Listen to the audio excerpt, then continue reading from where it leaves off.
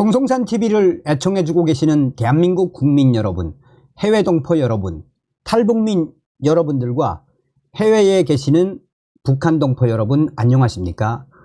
이번 시간에는 드디어 올 것이 왔다.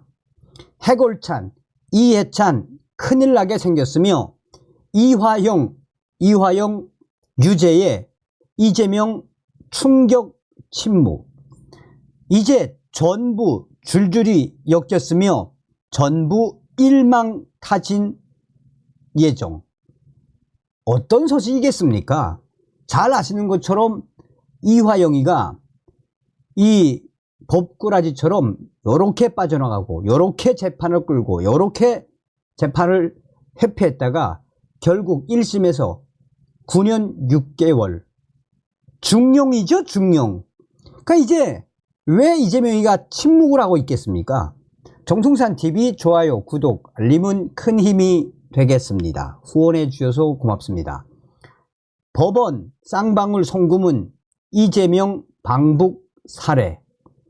지금 이화영 유죄에 이재명 충격 침묵, 이해찬까지 법조계 일망타진 시간 문제. 쌍방울 그룹의 800만 달러 불법 대북 송금에 관여하고 억대 뇌물을 수수한 혐의로 구속 기소된 이화영이가 1심에서 징역 9년 6개월을 선고받았습니다. 이화영 전 부지사가 유죄 판결을 받으면서 당시 경기도 지사였던 이재명 대표와 또 이해찬 그 주변 인물들도 대대적으로 수사를 받을 예정인 것으로 법조계가 강조하고 나섰습니다. 사실상 이화영 유죄에 충격적으로 침묵을 하고 있는 이재명 대표와 또한 이화영 하면은 그 상황이었던 이해찬까지 줄줄이 앞으로 엮일 예정이어서 법조계에서는 매우 이 분위기가 심상치 않으며 분위기가 심상치 않은 그 본질은 바로 이화영 유죄에 이재명 또 이해찬 관련자들이 앞으로 줄줄이 엮일 수밖에 없다라고 강조하는 이유입니다. 수원지법형사 11부 신진우 부장판사는 지난 7일 외국한 거래법 위반, 특정 범죄, 가중처벌 등에 관한 법률상 뇌물, 정치자금법 위반, 증거인멸교사 등의 혐의로 기소된 이화영 전 부지사에게 징역 9년 6개월과 벌금 2억 5천만원, 추징금 3억 2,595만원을 선고했습니다. 재판부는 이날 이화영 전 부지사가 대북 송금을 공모했다는 혐의에 대해 유죄를 선고하면서 외국한 거래법 위반 혐의와 관련 쌍방울이 경기도가 낼 비용을 대납했다는 김성태 전 회장 발언의 신빙성이 인정된다. 이게 아주 중요하죠. 이게 아주 중요하죠. 신빙성이 인정된다 하면서 쌍방울의 대북 송금이 경기지사 방북 관련 사례금으로 보기에 충분하다. 법원이 이화영 전 부지사가 대북 송금에 개입한 혐의를 인정함으로써 당시 경기도지사였던 이재명 대표에 대한 수사도 재개할 확실한 근거를 확보하게 된 것입니다. 민주당의 법조인 출신 민주당 익명의 의원들도 이렇게까지 나올 줄 꿈에도 몰랐다라며 앞으로 이 상황은 충격적으로 이어질 수밖에 없다고 법조인 출신의 민주당 의원도 이 사태에 대해 엄중함을 인정하고 있습니다.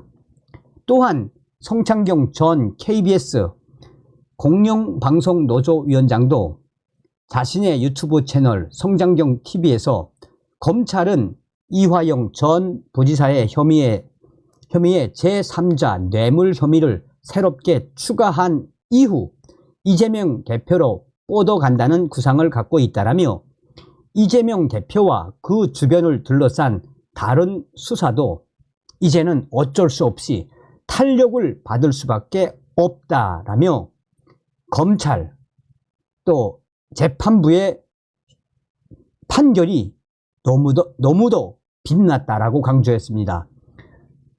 성창경 위원장은 이화영 전 부지사가 추가 소환돼 조사를 받으면 진술을 번복하지 않을까라는 관측도 나온다며 한 번 진술을 번복한 사람은 또 다시 번복할 가능성이 있으나 그럼에도 불구하고 판세는 뒤집을 수 없다라고 강조합니다.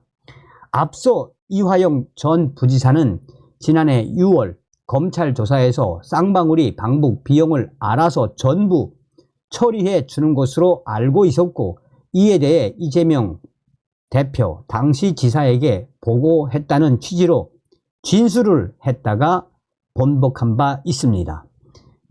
이어 그는 같은 해 9월 옥중 자필 입장문을 통해 검찰로부터 지속적인 압박을 받아 허위 진술을 했다고 주장했다가 올해 4월 재판 종결을 앞두고서는 검찰청 내에서 술판 회유를 받았다라고 주장하기도 했습니다. 성창경 위원장은 한 법조의 관계자는 검찰이 조만간 이화영 전 지사를 다시 소환해서 조사할 텐데 이화영 전 부지사는 이 사건을 혼자 짊어지고 갈 것인지 이재명 대표의 승인으로 송금했다고 진술해 분담할 것인지 기로에 다시 놓이게 됐다라며 법원은 이화영 전 부지사가 당시 지사의 승인 등이 없이 독자적으로 이 같은 일을 벌였을 가능성은 낮다는 점에서 이재명 민주당 대표에 대해서는 제3자 뇌물 혐의 적용이 어렵지 않다고 보는 듯 하다라고 설명했습니다. 사실상 이재명 대표는 끝난 것이나 다름이 없다라는 해석입니다.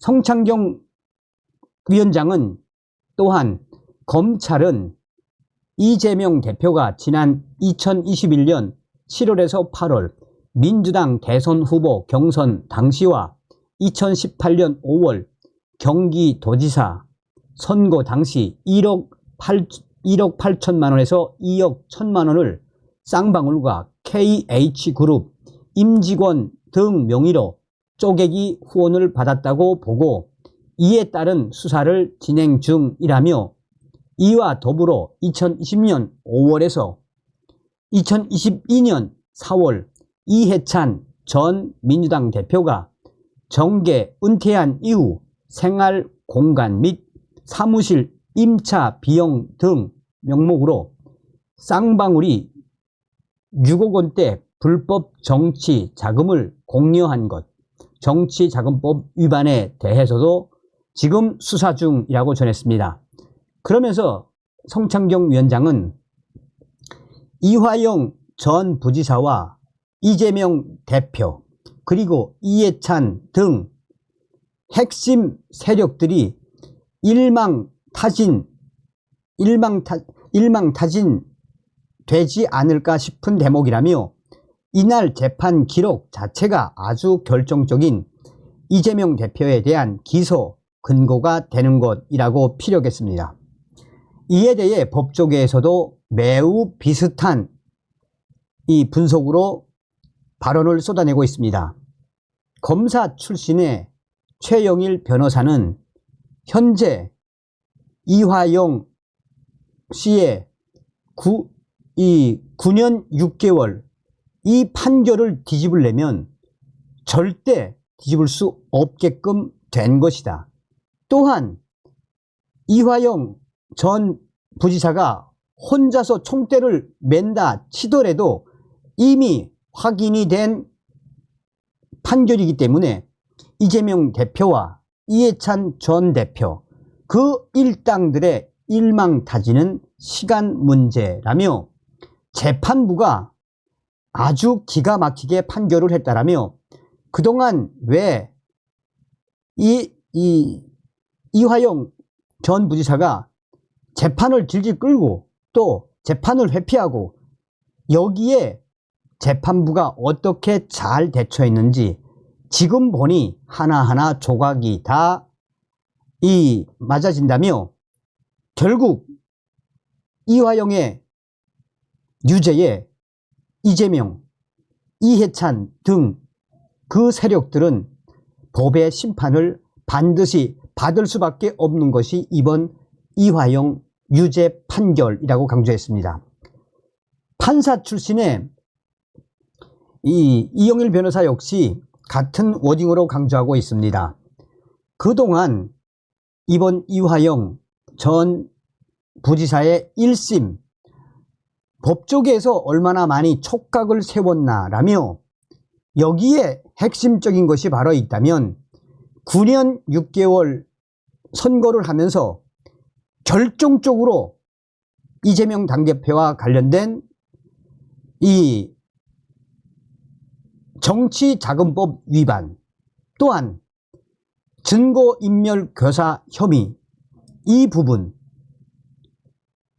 현재 검찰은 이해찬 전 대표와 관련된 수사도 계속 이어가고 있으며 작년도 이해찬 전 대표의 사무실 압수수색했던 검찰 이화영을 이렇게 수족을 묶어놓고 그 다음은 이재명 대표 그 다음은 이해찬 전 대표 등으로 봐도 된다라고 이 변호사는 강조하고 있습니다. 어떤 생각이 드십니까? 좀 더디지만 그래도 대한민국의 이 검찰 지금 여러분 신진우 부장판사 이 신진우 부장판사 지금 갓진우 판사라고 지금 얼마나 우파에서 칭찬을 받고 있습니까? 자, 다음 시간에 뵙겠습니다. 멸공.